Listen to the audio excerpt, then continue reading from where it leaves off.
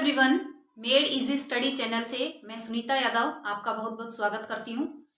ये सीरीज मैंने उन स्टूडेंट्स के लिए तैयार की है जो स्टूडेंट्स एग्जाम की तैयारी करना चाहते हैं लेकिन उनके पास बेस्ट मटेरियल नहीं होता है। ना ही वो ऑनलाइन कोचिंग ले पाते हैं और ना ही वो ऑफलाइन कोचिंग ले पाते हैं, क्योंकि उनके पास इतनी मनी नहीं होती है कि वो कोचिंग ले सके। तो उसके लिए वो यूट्यूब पर सर्च करते हैं लेकिन उन्हें सीक्वेंस से कोई मटेरियल नहीं मिलता है। तो यहाँ पर मैंने प्रिपेयर किया है सीक्वेंस से मटेरियल कि जिससे कोई भी स्टूडेंट किसी भी कॉम्पिटिटिव एग्जाम की तैयारी करे तो वो उस सीक्वेंस से उसको पढ़ सके और उसे इधर उधर भटकना ना पड़े। तो आज मैं यहाँ लेके आई हूँ भारत का संवैधानिक विकास, कॉन्स्टिट्यूशनल डेवलपमेंट ऑफ इंडिया। तो ये जो भारत का संवैधानिक विकास है, अगर हम इसको डायरेक्ट पढ़ना चाहें तो हम इसमें फिर एक्ट्स पढ़ना स्टार्ट कर देंगे, लेकिन हमें इसको लर्न करने के लिए पहले इसकी पृष्ठभूमि पढ़नी पड़ेगी कि इससे पहले क्या हुआ था, कि जिससे इंडियन कॉन्स्टिट्यूशन हमें अच्छे से लर्न हो जाए। तो सबसे पहले देखते हैं 1498 में भारत की खोज की वास्को डी गामा ने। देन आफ्टर 1600 में ईस्ट इंडिया कंपनी आई थी। ईस्ट इंडिया कंपनी जब यहाँ पर 1600 में आई तो उन्होंने यहाँ पर देखा कि हम यहाँ इजीली ट्रेड कर सकते हैं, यहाँ पर बहुत सारे ऐसे मटेरियल हैं जिससे हमें बहुत ज्यादा बेनिफिट हो सकता है। तो जो ईस्ट इंडिया कंपनी थी उन्होंने इंडिया वालों के साथ किसी भी तरह का अभी तक कोई युद्ध नहीं किया था। विदेशी ट्रेडर्स थे, जो विदेशी व्यापारी यहाँ पर थे, जैसे पुर्तगाली थे, फ्रेंच थे, डच थे, उनके साथ उनकी लड़ाई होती थी। अब एक घटना घटित हुई जो कालकोठरी के नाम से जानी गई। कालकोठरी एक घटना थी और ये क्या थी? बंगाल का नवाब सिराजुद्दौला ने क्या किया कि जो ब्रिटिशर्स यात्री थे उनको पकड़ के कालकोठरी में डाल दिया और उनमें से बहुत सारों की डेथ हो गई, कुछ जिंदा बच गए, लेकिन एक ब्रिटिशर उनमें से निकल के भाग गया। उस ब्रिटिशर का नेम था हॉलवेल। क्या नेम था? क्योंकि ये भी 1 मार्क्स का क्वेश्चन बनता है। हॉलवेल। ये हॉलवेल कालकोठरी से निकलकर और गया जो ईस्ट इंडिया कंपनी के लीडर थे, ईस्ट इंडिया कंपनी के हेड थे, उनके पास गया। ईस्ट इंडिया कंपनी का हेड उस टाइम कौन था? Robert Clive. तो जो रॉबर्ट क्लाइव थे, रॉबर्ट क्लाइव, अब हॉलवेल रॉबर्ट क्लाइव के पास गया कि इस तरह से सिराजुद्दौला ने हमारे बहुत सारे जो हमारे साथी थे उनको कालकोठरी में कैद किया और उनकी डेथ हो गई, कुछ बचे हुए हैं जो उनके पास है, बड़ी मुश्किल से मैं बच के आपके पास आया हूँ। रॉबर्ट क्लाइव को गुस्सा आया कि हम अनदर कंट्री के यानी कि दूसरे कंट्री से यहाँ पर आए हुए हैं और हमारे साथ इस तरह बिहेवियर हो रहा है। तो अब रॉबर्ट क्लाइव ने सोचा सिराजुद्दौला के साथ युद्ध करूंगा। रॉबर्ट क्लाइव की जो आर्मी थी वो थी 300 पीपल। अब रॉबर्ट क्लाइव ने सोचा कि मेरे 300 पीपल अगर लड़ाई करते हैं ओनली, क्योंकि इसके पास 300 थे जबकि सिराजुद्दौला के पास तो कम से कम 20,000 की आर्मी होगी, तो अगर 300 लोग 20,000 लोगों के साथ लड़ाई करेंगे तो कभी भी नहीं जीत पाएंगे। तो यहाँ पर रॉबर्ट क्लाइव ने अपना दिमाग लगाया कि अगर मैं पावर के साथ लड़ूंगा तो मैं कभी नहीं जीत पाऊंगा, मुझे यहाँ पर माइंड का यूज करना पड़ेगा। तो उसने अपने माइंड का यूज किया और क्या किया कि जो सिराजुद्दौला का सेनापति था उससे दोस्ती करने गया। जो सिराजुद्दौला का सेनापति था मीर जाफर, उसके पास गया। तो जो ये मीर जाफर है, ये भी यहाँ से एक क्वेश्चन बनता है कि सिराजुद्दौला के सेनापति जिन्होंने सिराजुद्दौला के साथ धोखेबाजी कर दी थी, उसका नेम क्या था? मीर जाफर। तो मीर जाफर के पास रॉबर्ट क्लाइव गए, उन्होंने वहां जाकर मीर जाफर से कहा कि आप हमसे दोस्ती कर लो। मीर जाफर ने कहा कि आपकी दोस्ती से मुझे क्या मिलेगा? रॉबर्ट क्लाइव ने कहा कि अगर आप हमारा साथ दोगे मीन्स हम युद्ध करेंगे सिराजुद्दौला के साथ, और सिराजुद्दौला का साथ ना देके आप हमारा साथ देना तो हम आपको बना देंगे बंगाल का नवाब यानी बंगाल का राजा। अब मीर जाफर के मन में लालच आ गया और उसने सिराजुद्दौला का साथ नहीं दिया। किसका साथ दे दिया? रॉबर्ट क्लाइव का। रॉबर्ट क्लाइव जिसकी आर्मी केवल 300 लोग थे वो जीत गया और जिसकी 20,000 की सेना थी वो हार गया। क्या रीजन रहा? मीर जाफर ने जो धोखेबाजी की उसके रीजन से रॉबर्ट क्लाइव जीत गया और सिराजुद्दौला हार गया, क्योंकि ये सेनापति था, इसने सेना को आदेश ही नहीं दिया कि आप लड़ो, और इस तरह सिराजुद्दौला की हार हो गई। तो ये जो युद्ध हुआ रॉबर्ट क्लाइव और सिराजुद्दौला के बीच में, इसको एक पॉपुलर नेम से जाना जाता है और वो है प्लासी का युद्ध। प्लासी का युद्ध। ये प्लासी का युद्ध हुआ 1757 में। जो ये प्लासी का युद्ध हुआ वो जून 1757 में हुआ, और इससे पहले जो घटना थी वो कालकोठरी थी। तो कालकोठरी और प्लासी का युद्ध ये दोनों एक दूसरे से रिलेटेड है। तो आपके जो यहाँ से क्वेश्चंस बनते हैं काफी हो गए हैं। प्लासी के युद्ध में रॉबर्ट क्लाइव की जीत होने के बाद रॉबर्ट क्लाइव बहुत खुश हुआ, और उसने यानी कि उनके कंट्री वालों को जब पता चला कि रॉबर्ट क्लाइव जीत गया तो वो भी बड़े खुश हुए। तो रॉबर्ट क्लाइव चला गया अपने कंट्री में। मीर जाफर को बंगाल का नवाब बना दिया गया, बंगाल का राजा बना दिया गया। रॉबर्ट क्लाइव इंग्लैंड चला गया, और इंग्लैंड में जाकर इन्होंने दूसरे अधिकारी को भेजा जो ईस्ट इंडिया कंपनी का अधिकारी था। उस दूसरे अधिकारी का नेम था हेक्टर मुनरो। Hector Munro. तो जो ये हेक्टर मुनरो था ये इंडिया में आया क्या बनके? अधिकारी था किस चीज का? ईस्ट इंडिया कंपनी का। अब वो आके देखता है कि मीर जाफर बंगाल का नवाब है, बंगाल का राजा है, लेकिन इसको तो काम करना ही नहीं आता, इसके अंदर तो क्वालिटी नहीं है कि ये काम कर सके। तो इसने इसकी जगह यानी कि मीर जाफर को हटाकर और मीर कासिम इसको राजा बना दिया, यहाँ बंगाल का नवाब बना दिया। मीर कासिम मीर जाफर का दामाद था, लेकिन मीर कासिम के अंदर क्वालिटी थी बट ये किसी की मानता नहीं था। इसने सबसे पहले मुर्शिदाबाद जो राजधानी थी बंगाल की उसको बदला और मुंगेर बना दिया उसको। अब जैसे ही ये वर्क किया उसके बाद जो भी ये काम करता उसमें ब्रिटिशर्स की नहीं मानता था। अब ब्रिटिशर्स वालों को लगा कि ये तो तुम्हारे बस की बात नहीं है, ये तुम्हारी कुछ नहीं मानेगा, तो उन्होंने फिर मीर कासिम को हटा के और मीर जाफर को बना दिया। अब मीर जाफर दोबारा से नवाब बन गया। मीर कासिम को बहुत ही गुस्सा आया। मीर कासिम चले गए, मदद मांगने गए मुगल बादशाह के पास। मुगल बादशाह जिनका नाम था शाह आलम द्वितीय। तो यहां से भी आपका क्वेश्चन बनता है शाह आलम सेकेंड।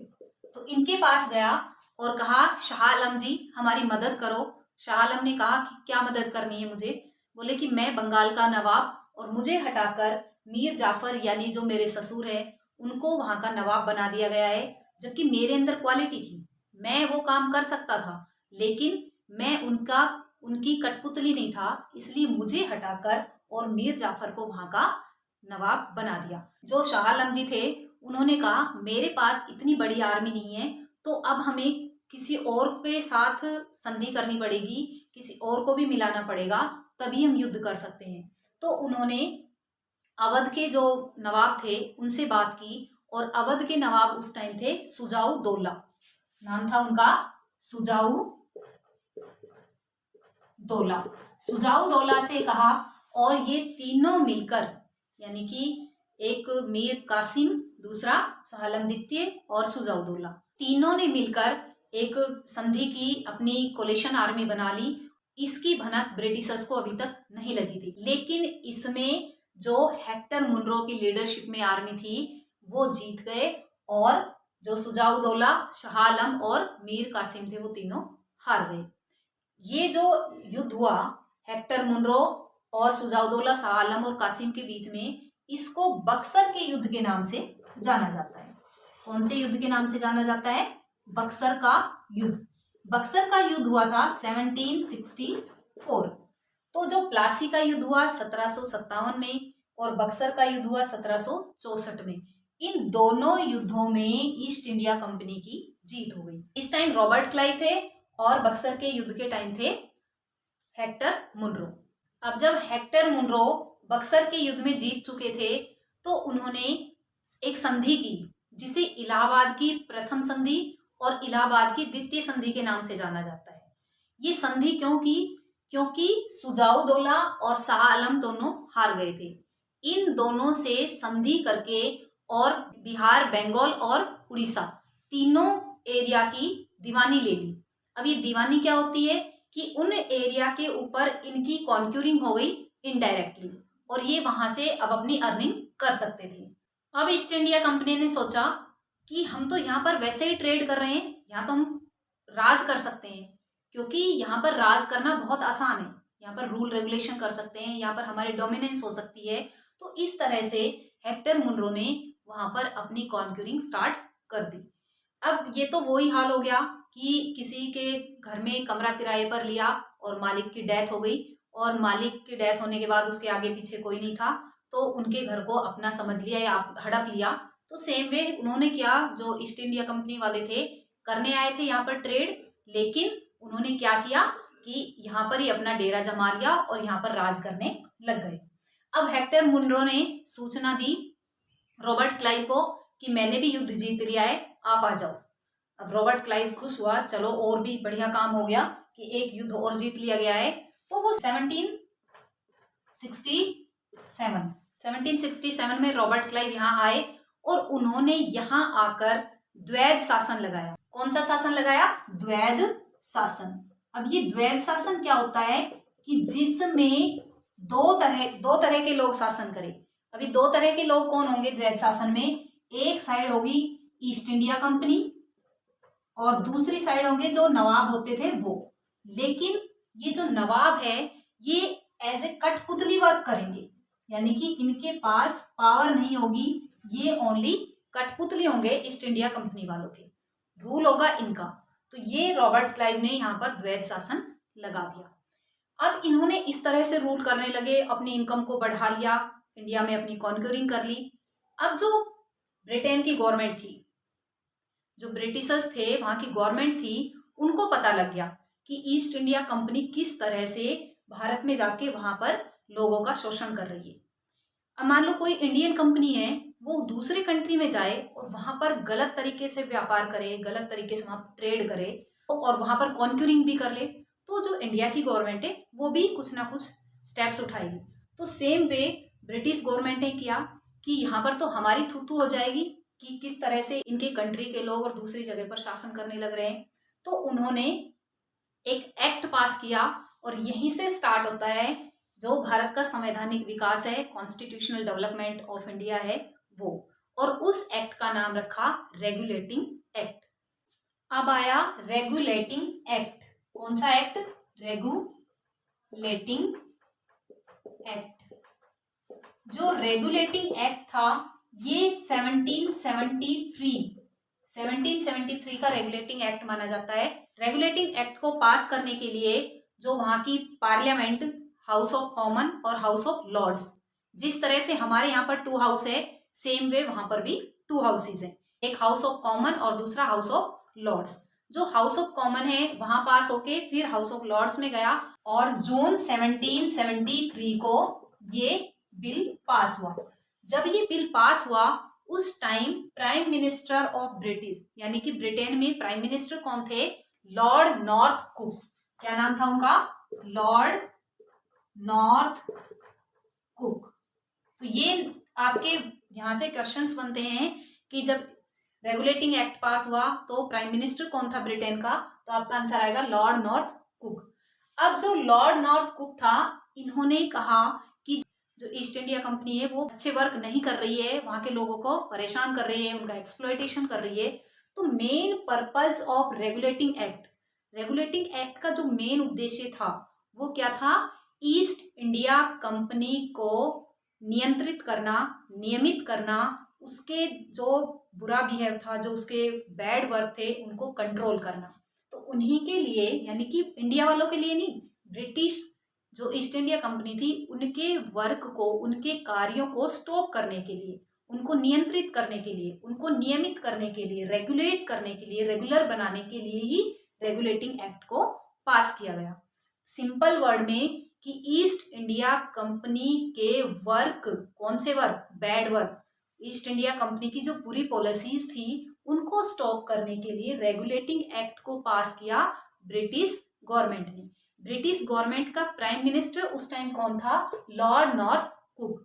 और किस कब पास हुआ? जून 1773 में। यहाँ तक अच्छे से लर्न हो गया होगा। और यहीं से स्टार्ट होते हैं अमेंडमेंट्स, यानी जो संशोधन है वो भी इसी एक्ट से स्टार्ट होते हैं। अब ये एक्ट पास हुआ, उसके बाद जो बंगाल में गवर्नर था, जो इंडिया में बंगाल एरिया था उसमें जो गवर्नर था, उस गवर्नर का नेम बदलकर और जो अब तक गवर्नर था उसको अब बना दिया गया गवर्नर जनरल। और फर्स्ट बंगाल के गवर्नर जनरल बने, उनका नेम था वारेन हेस्टिंग्स। क्या नेम था? Warren Hastings. अगर फर्स्ट ये क्वेश्चन आता है कि फर्स्ट गवर्नर जनरल इंडिया के कौन बने थे या बंगाल के कौन बने थे? Warren Hastings. कौन से एक्ट के थ्रू? ये था रेगुलेटिंग एक्ट। इसी टाइम में 1774 कलकत्ता में उच्चतम न्यायालय या सुप्रीम कोर्ट की स्टेब्लिशमेंट हुई 1774 में। तो ये भी यहाँ से इंपॉर्टेंट क्वेश्चन बनता है 1774 में, या फिर फर्स्ट टाइम सुप्रीम कोर्ट की स्टेब्लिशमेंट कहाँ हुई, कब हुई? तो वो हुई थी 1774 में कलकत्ता में।